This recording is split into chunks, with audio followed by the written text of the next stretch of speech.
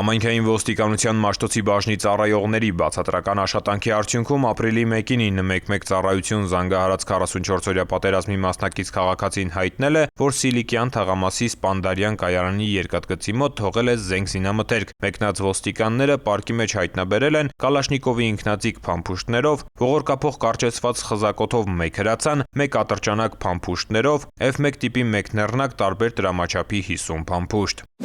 Նույն օրը համայնքային ոստիկանության Մալաթիայի բաժին զանգահարած քաղաքացին հայտնել է, որ պապիկի արհեստանոցը կարգի բերելուց զենք զինամթերք է հայտնաբերել, որը թողել է Դալմայի այգիների կանալի եզրին։ Մեկնած ոստիկանները հայտնաբերել են որսորդական 1 հրացան, 5 ատրճանակ, 1 նռնակ եւ տարբեր տրամաչափի 87 փամփուշտ։ Նույն օրը ոստիկանության օպերատիվ կառավարման կենտրոն զանգահարած քաղաքացին հայտնել է, որ ինքը 44-օրյա պատերազմից հետը բերել է ինքնաձիգ եւ զինամթերք, որոնք թողել է Մարի փողոցում գտնվող քանդված շենքում։ Մեկնել են Նոր-Նորքի համայնքային ոստիկանները, հայտնաբերվել են ինքնաձիգ, նռնակ, նռնակի պայթուցիչ, տարբեր տրամաչափի փամփուշտներ եւ ինքնաձիգի պահեստատուփեր։ 102 զանգած մեկ այլ քաղաքացի եւս ներկայացել է պատերազմի մասնակից, հայտնել, որ Զվարթնոց օդանավակայանում աղբամանների մոտ զենք զինամթերք է թողել։ Ոստիկանության Զվարթնոց օդանավակայանի գծային բաժնի ծառայողները ահազանգի հետքերով մեկնելով հայտնաբերել են Կալաշնիկովի ինքնաձիգ փամփշտատուփով եւ 82 փամփուշտ։ Նմանատիպ հաջորդ ահազանգի հետքերով մեկնել են Ավանի համայնքային ոստիկանները։ Ավանի հոգեկան առողջության կենտրոնի մոտ գտնվող էլեկտրոկայանի տակ նրանք հայտնաբերել են 1 ինքնաձիգ, 2 փամփշտատուփ եւ F1 տիպի նռնակ պայթուցիչով։ Օրվա վերջին նման հաղորդումը ժամը 20:49 էր։ Ոստիկանության օպերատիվ կառավարման կենտրոն զանգած քաղաքացին հայտնել էր, որ Նուբարաշենի 9-րդ փողոցում զենք զինամթերք է թողնում։ Համայնքային ոստիկանության Նուբարաշենի բաժնի ծառայողները հայտնաբերել են որսորդական հրացան եւ 20 փամփուշտ։ Զենք ու զինամթերք ապօրինի պահողներին կոչ ենք անում հետևել նրանց օրինակին։ Կրկին ու կրկին հիշեցնենք, որ կամավոր հանձնողներն ազատվում են քրեական պատասխանատվությունից։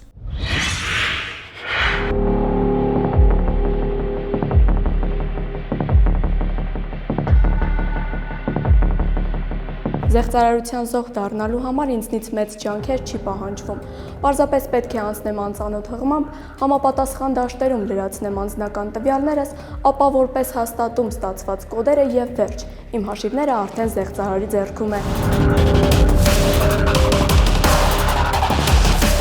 Համացանցը հսկա խաղահրապարակ է, լի զվարճանքներով ու հետաքրքրություններով, նաև թաքնված վտանգներով։ Դրանք հենց կիբեռանվտանգության սպառնալիքներն են։ Մեկ անզգույշ քայլ եւ ցանցահենը քեզնից առաջ է։ Վերջին շրջանում ակտիվացել են հատկապես սոցիալ ինժեներինգի միջոցով բանկի հաճախորդների տվյալների շորթումը։ Ցանցահենները այդ տվյալների օգտագործմամբ հաճախորդների փոխարեն մուտք են գործում նրանց ինտերնետ կամ մոբայլ բանկինգներ, տիրանում ֆինանսական միջոցներին, որոշ դեպքերում անգամ վարկային գործարքներ կատարում, ապա փորձում այն դուրս բերել հաճախորդի հաշիվներից եւ օգտագործել տարբեր նպատակներով։ Հիմնական ուղղությունը կարելի ասել, որը այս պահին կիրառվում է, դա սոցիալական ցանցերում տարբեր տեսակի գրավիչ գովազդների միջոցով հաճախորդներին համոզում են, որ կարող եք մուտքագրեք ձեր բանկային տվյալները, գաղտնաբար, PIN կոդ, մեկ անգամյա նույնականացման կոդ, որը համակարգն ավտոմատ ուղարկում, որպեսզի եւս մեկ որպես ստուգման միջոց հաճախորդը օգտագործի իր մուտքի համար, եւ ըստ էության այդ տվյալները չգիտակցելով հաճախորդները մուտքագրում են մի տիրույթ, որը չի հանդիսանում բանկի ինտերնետ կամ մոբայլ բանկինգի տիրույթը, այլ հանդիսանում է զեղծարարի կողմից սարքված մի այսպիսի պատուհան, շատ նմանացված գործող բանկային ծրագրերի համակարգերին։ Վերջին շրջանում հատկապես մեծ տարածում են գտել ID բանկի անունից տարածվող կեղծ գովազդները։ Հաճախորդներին գրավելու նպատակով զեղծարարները սոցիալական ցանցերում տարածում են գովազդներ, ըստ որոնց առաջին հայացքից բանկի կայքում ինչ-որ անմեղ գործողություններ անելուց, օրինակ բանկի ծառայությունների մատուցման որակը գնահատելու հարցմանը մասնակցելուց հետո հաճախորդը որպես շահում ստանալու է որոշակի գումար։ Հիմնական խայծն այն է, որ կայքը ստեղծված է արհեստական բանականության օգնությամբ եւ հնարավորինս նմանեցված է բանկի պաշտոնական մինչդեռ հղումը ակնհայտ տարբերվում է պաշտոնականից։ Մարդիկ երբ որ տեսնում են նման գովազդներ, առաջինը որպեսզի հստակ համոզվեն, որ կա այդպիսի բան թե չէ, նախ պետք է մտնեն բանկերի պաշտոնական կայքեր, թող դիմեն զանգերի կոնտակտային կենտրոններ, համոզվելու համար կա այդպիսի բան թե ոչ, որովհետև այդպիսի երևույթներ որպես կանոն չի լինում։ Երկրորդը տվյալները մուտք անելուց առաջ անպայման համոզվել որտեղ եք ձեր տվյալները մուտք անում։ Արդյոք այդ հասցեն ձեզ հայտնի է կամ պատկանում է տվյալ ֆինանսական կազմակերպությանը։ Մյուս կողմից շատ կարևոր է բանկի կողմից ուղարկվող հաղորդագրությունները, մեկանգամյա OTP SMS-ների բովանդակությունը կարդալ։ Բանկի տեսանկյունից անձը նույնականացման բոլոր փուլերն անցել է, հաճախորդի տեսանկյունից խաբեության զոհ դառնալը դեռ անձի նույնականացում չի, իսկ ինչ անել այդ դեպքում։ Եթե հայտնվել եք զեղծարարի ծուղակում, ապա պետք է դիմել ոստիկանություն եւ փորձել համատեղ դուրս գալ ստեղծված իրավիճակից։ Նշված հանցագործության տեսակը եւս գտնվում է Հայաստանի Հանրապետության ոստիկանության տիրույթում եւ մասնագիտացված ստորաբաժանման կողմից մշտադիտարկվում է իրականացում նշված հանցագործություն կատարող անձանց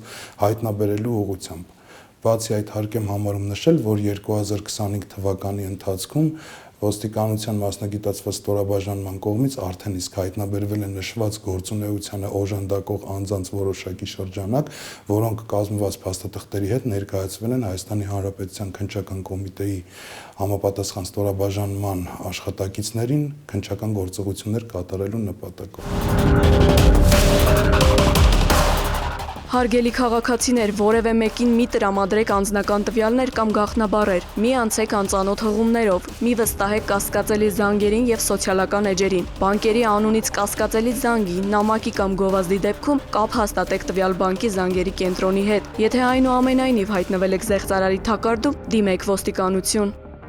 Հարգելի քաղաքացիներ, բջջային էլեկտրոնային ստորագրությունը կարող եք ակտիվացնել էլեկտրոնային կրիչ ունեցող եւ առանց կրիչի նույնականացման քարտերով։ Ձեր նույնականացման քարտի PIN եւ PUK կոդերը եզակի են եւ կորցնելու դեպքում վերականգնել հնարավոր չէ։ Սակայն եթե կորցրել եք դրանք, քարտը վերաթողարկելու կարիք չկա։ Նույնականացման քարտով կարող եք մոտենալ բջջային օպերատորի գրասենյակ եւ հեշտությամբ ակտիվացնել էլեկտրոնային ստորագրությունը։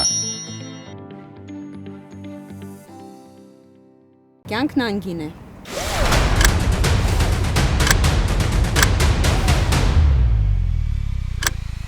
Ամրագոտին կյանքերը փրկում։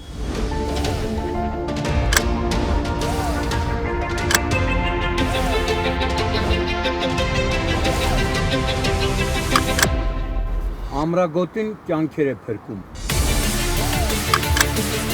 Ամրակապրիր։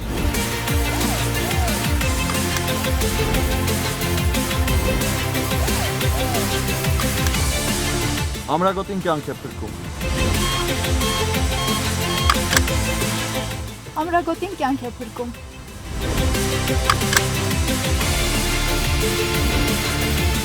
Ամրագոտին կյանք է փրկում։ Ամրագոտին Կյանք է փրկում։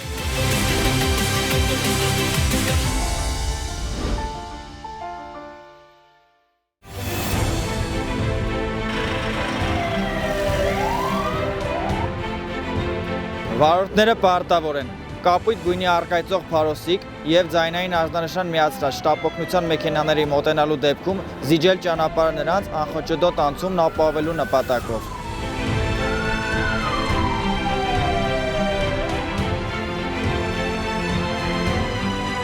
Ճանապարհը չզիջելը առաջացնում է տուգանքի նշանակում նվազագույն աշխատավարձի 20 պատիկի չափով 20,000 դրամ։ Իսկ զիջելու ընթացքում որևէ իրավախախտում կատարելը այլ հնարավորության բացակայության պայմաններում վարչական պատասխանատվություն չի նախատեսում։ Զիջիր ճանապարհը, րոպեն կարող է կյանք արժենալ։